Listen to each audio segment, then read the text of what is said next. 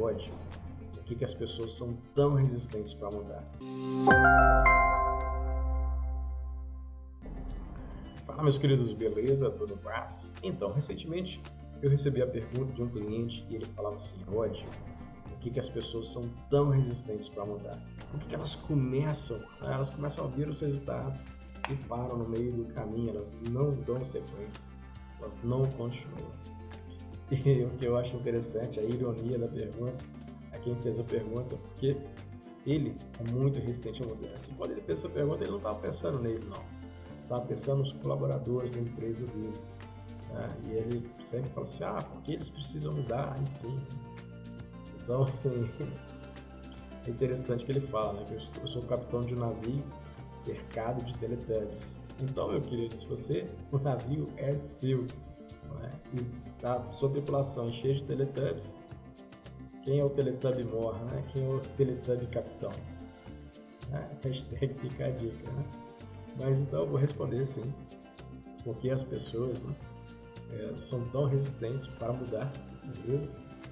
E faço convite para você analisar, ver se você se identifica ou com que você se identifica, beleza?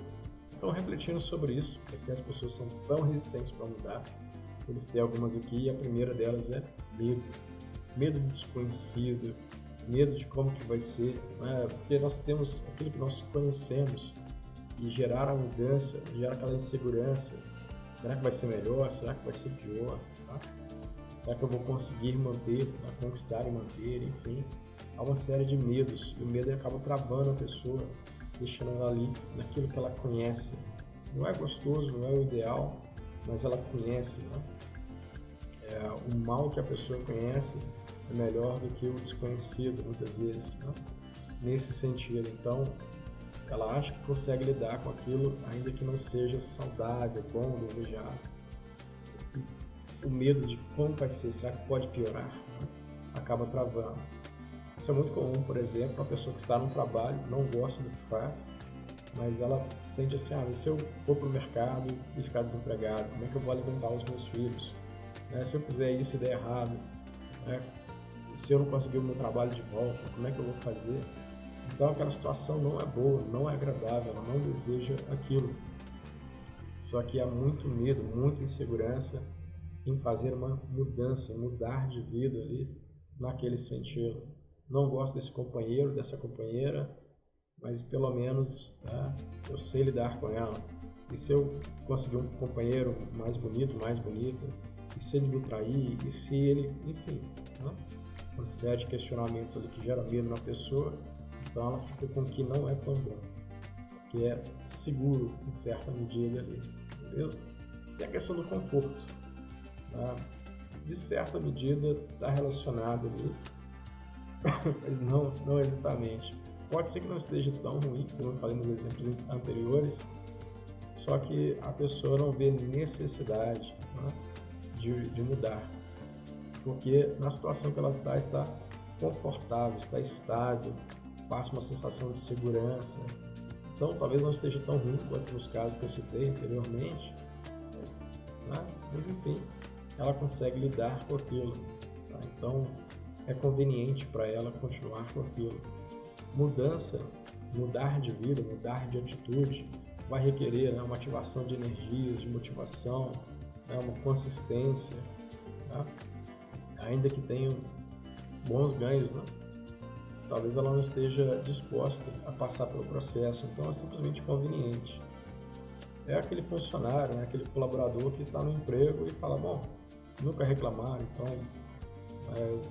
nunca acharam ruim, então deve ser bom, né? Estou aqui há tantos anos, 3, 4, 5 anos, né? Então a pessoa acaba não sentindo medo de perder o emprego, né? E acaba ficando ali medíocre, né? Produzindo apenas o mínimo necessário ali, enfim. Ela não sente nenhuma necessidade de melhoria, né? Se ela ganhar aquele tantinho, tá bom para ela. Então, o que é confortável, é conveniente, a pessoa não se esforça, né? Isso acontece muito em relacionamento afetivo também. A pessoa dá o melhor para conquistar, e uma vez que ela conquista o parceiro ou a parceira, né, ela vai para aquele espaço de conveniência, de conforto, né? Já não sai tanto quanto saía antes, né? Já não é tão carinhoso quanto antes. Acho que não precisa colocar o mesmo esforço, o mesmo empenho que antes, né? Porque ela vai para esse lugar de conforto. O terceiro ponto é a questão de orgulho. As pessoas orgulhosas, elas têm uma dificuldade muito grande de mudar, porque elas partem do princípio que mudar é demonstrar fraqueza, aceitar que estão erradas, enfim, né? Elas têm um ego que elas precisam proteger a todo custo. Então, como assim, né, eu mudar, né? E a pessoa, para proteger aquele ego, ela vai acabar ficando na mesma situação. Ela não vai mudar, beleza? Ainda que com dano, ainda que isso seja prejudicial, mas para manter o ego dela, para preservar, né, a visão dela, ela vai continuar no mesmo estado. Outra coisa que pode acontecer é uma visão negativa do futuro. Se eu olho para o meu futuro, né, se eu fico pensando que eu vou mudar e essa mudança vai trazer com ela algo que eu entendo que é ruim, que eu entendo que não é prazeroso, isso sim vai acabar me afastando, né? Então, como que eu posso dizer? Eu vou conversar com alguém, né, eu pretendo conversar com uma pessoa, e aí eu acho que essa pessoa vai me receber com agressividade ou até com violência. Tá?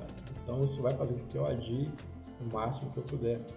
Se eu for tomar uma atitude, isso pode acarretar uma perda para mim. Então isso pode acabar me desmotivando. Tá? A pessoa não se sente motivada a mudar porque ela acha que a mudança vai acarretar perdas, dores, tá? Que não vão compensar. Tá? Pelo menos no entendimento dela, não vão compensar. Isso acaba desencorajando aquela pessoa. Para que eu vou fazer isso? Se o resultado é um resultado indesejado. Outra coisa é a questão da consistência, que já é um erro de estratégia. Tá? A pessoa quer mudar, tá?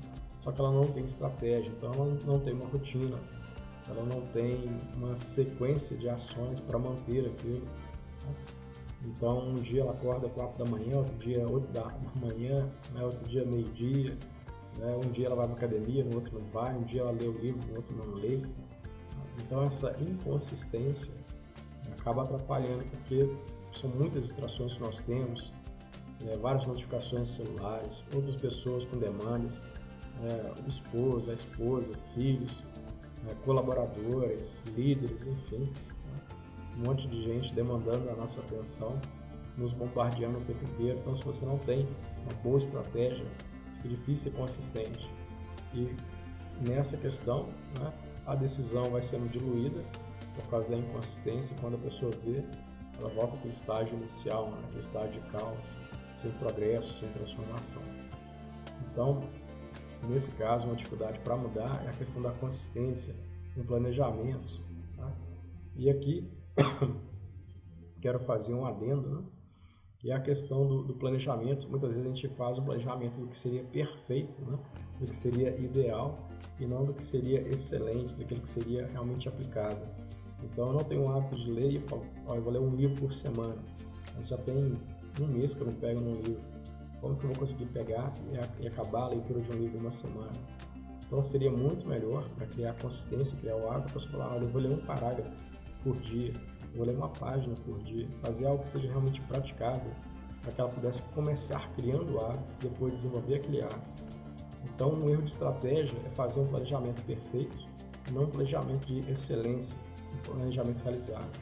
E aí, com a expectativa de algo perfeito, a pessoa fica frustrada, com a frustração ela acaba desmotivando e voltando ao estágio inicial. Então, nós temos o erro de estratégia que afeta a nossa consistência também. Tem a questão da autoconfiança. Quantas vezes você começou algo e você não foi até o fim? Tem coisa que realmente a gente não precisa ir até o final. Quando a gente vê que é ruim, a gente vê que não é bom, não é produtivo, não é saudável permanecer.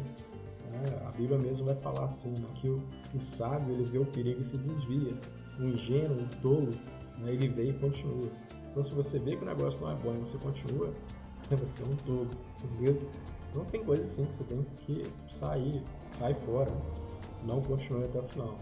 Agora, tem coisas, né, tem situações que nós deveríamos honrar aquilo que foi dito, né, e ir até o final.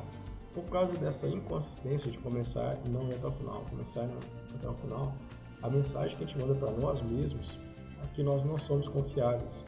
Eu falo e a minha palavra cai. Eu falo que eu vou começar a academia na segunda-feira e eu não vou. Eu falo de novo e eu não vou. Então, na próxima vez que eu falar, você mas para que eu estou falando isso? Eu não vou. É difícil confiar em você quando você vê, né, os seus resultados e o tanto de interrupções, tanto de coisas que você começa e não termina. Então, a falta da autoconfiança na questão de gerar a mudança, né, de mudar de vida, mudar de patamar, né, seja em qual área for, ela vai ser afetada. Então, poxa, isso é muito legal, gostei, eu quero cuidar da minha saúde, eu quero melhorar as minhas finanças, eu quero crescer na minha carreira e eu decido, mas será que eu vou conseguir? Poxa, já tentei tantas vezes, não deu certo. Então, nesse caso, pode ser interessante ter uma rede de apoio, amigos, profissionais qualificados para estar ajudando, né, te apoiando ali enquanto você faz esse progresso. Caminhar sozinho não vai ser muito eficiente nesse caso. Faça uma estrutura, uma rede de suporte ali, pessoas que buscam o mesmo ideal. Então, vai cuidar da sua saúde, vai correr em grupo, por exemplo, né? Vai fazer uma caminhada em grupo, vai jogar futebol, que é um esporte coletivo, né? Participa de eventos com outros empreendedores se você quer crescer o seu negócio, né? Cria um network que seja bom, né? Não só para você sugar, beleza? A ideia não é só você receber, mas onde você vai ter a oportunidade de contribuir também, e aí você vai criando vínculos, laços, e isso vai te manter mais responsável, accountable, né? Mais responsável, né, pelos seus resultados, beleza? Então, outro ponto que atrapalha as pessoas na hora de mudar é a falta de clareza. E quando eu falo clareza, muitas pessoas têm autoconfiança, beleza? Elas têm a decisão, elas estão dispostas a fazer o que for necessário, só que elas não sabem o que fazer. Então é difícil mudar quando a pessoa não sabe o que fazer. E aí ela fica travada, aquela sensação que a vida está estagnada, enfim, né? Que ela não sabe para onde se direcionar, qual que é a etapa, né, que ela precisa ali vivenciar para conseguir mudar, né, naquilo que ela quer, beleza? E por último, não diria por último, né? Tem mais algumas coisinhas aqui. Falta de senso de urgência. Isso é muito importante. A urgência faz as coisas ficarem mais importantes, né? Porque se é urgente, se eu não fizer, vai ter uma penalização. Se você atrasa um boleto, você tem multa, né? Então ele tem uma data, precisa ser feito naquilo ali, né? Se você atrasa a matrícula do seu filho na escola, você perde a matrícula, às vezes não consegue matricular na escola que você gostaria, né? Enfim, tem uma série de questões ali que, quando tem uma data, torna aquilo mais importante. Por isso que é tão bom a gente colocar datas nos nossos objetivos, né? Ter uma referência se nós estamos caminhando mesmo adequadamente na velocidade que seria boa para a gente alcançar aquilo. E falta muitas vezes a urgência, né? Porque são coisas que a gente consegue imaginar que estão longe da gente. Então, o que eu quero dizer com isso? Você trabalha numa empresa e ela fala, bom, a partir do ano que vem, todo mundo precisa se qualificar, né? Ter esse critério. Quem não qualificar, beleza, não vai permanecer. A gente vai renovar. Então, a pessoa ela tem um motivo, ela tem um senso de urgência, que ela precisa fazer algo ali para continuar atualizada. Ela tem uma motivação. Se ela não fizer algo para cuidar, né, daquela área, vai acarretar em uma perda. Eu conheço, por exemplo, um médico, né? Eu frequentava mais a casa dele há alguns anos atrás e nunca tinha visto ele fazendo nada relacionado à atividade física. E um dia eu estou chegando ali na casa dele e ele está saindo em bermuda, tênis. E o que você está fazendo? Eu falei, vou fazer uma caminhada. O que aconteceu? E eu fui descobrir, ele é médico, mas fui consultar com um cardiologista e a pessoa falou para para ele lá, pessoal, olha, se você não cuidar da sua saúde, seu coração não vai aguentar. Então isso deu um choque de realidade e falou, opa, deixa eu começar a mudar as coisas aqui. Então deu certo senso de urgência no caso dele, e ele começou a fazer as mudanças, né? Mudança na questão de atividade física, na alimentação. Ele é uma pessoa que sempre gostou de comer carne, gordura, começou a ficar mais equilibrado nesse sentido, para que ele pudesse ter uma vida mais saudável. Então ele teve um choque de realidade ali. Outro motivo, eu diria aqui, que é a questão da relevância. E é tão interessante isso, eu diria que ter clareza também ajuda nessa questão, né, de quanto é importante para você gerar essa mudança, né, mudar, no caso. Então, o que eu quero dizer com isso? Eu lembro que quando eu morava na Nova Zelândia, isso por 2015, eu ia para a biblioteca para estar estudando. Eu tinha um mentor quando estava começando a minha carreira de coaching, e um dos livros que eu estava lendo mostrava justamente sobre essa questão da relevância. Quando a pessoa olhava e pensava nela mesma, na maneira assim, isso vai afetar para mim, não era tão relevante para ela. O exemplo ele usava a questão do cigarro.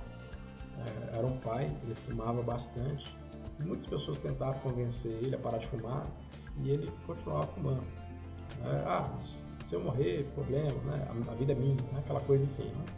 Enquanto ele pensava nele, o foco era ele não teve a questão da urgência de mudar, o desejo de mudar. Mas quando ele, através de perguntas, né, que a pessoa foi fazendo, foi conduzindo ele, né, ele entendeu que ele morrer mais cedo ia privar ele de acompanhar o crescimento dos filhos, de passar mais tempo com os filhos, com a esposa, né, de usufruir essa questão da família, que era um valor tão alto para ele. Aí ele parou de fumar. Então ele saiu do foco dele, começou a focar na família, no crescimento dos filhos, participar desses momentos que era algo tão precioso para ele, e aí ele viu que era relevante, e aí ele tomou a decisão de parar de fumar, E o último ponto aqui, que eu creio que vai ecoar, né, em todos os pontos, beleza? É a questão do desejo de mudar a partir da pessoa. É ela entender que ela precisa mudar, que ela quer mudar, que ela decide mudar. Então, partir de dentro dela a escolha da mudança. Né? Eu quero mudar, eu decido mudar. E isso é interessante porque muitas vezes quando nós criamos objetivos, né? Então, eu falo assim, eu quero que o meu filho seja médico, eu quero que a minha filha seja advogada, eu quero que a minha esposa faça isso. Então, quando eu penso nessas questões e eu coloco objetivos fora do meu controle, isso gera uma frustração, e a pessoa, no caso, que eu coloco o objetivo para ela não tem compromisso comigo, ela não tem compromisso com os meus objetivos. Aí eu falo assim, Rod, mas a pessoa, ela trabalha para mim, isso faz parte do cargo, da função. Beleza, eu entendo isso. Só que ela tem que querer isso também. Porque quando eu imponho algo para outra pessoa, ela pode até mudar o comportamento na minha presença. Então, um pai muito rígido, uma mãe muito rígida, vai ter um filho muito disciplinado quando está perto, mas sai, né? Quando o gato sai, os ratos fazem a festa, né? Assim. Então, o colaborador, ele tem aquela postura produtiva quando tem o patrão ali, o chefe ali. É só sair, dar aquela relaxada, né? E às vezes faz até pior, fala assim, agora não está aqui, né?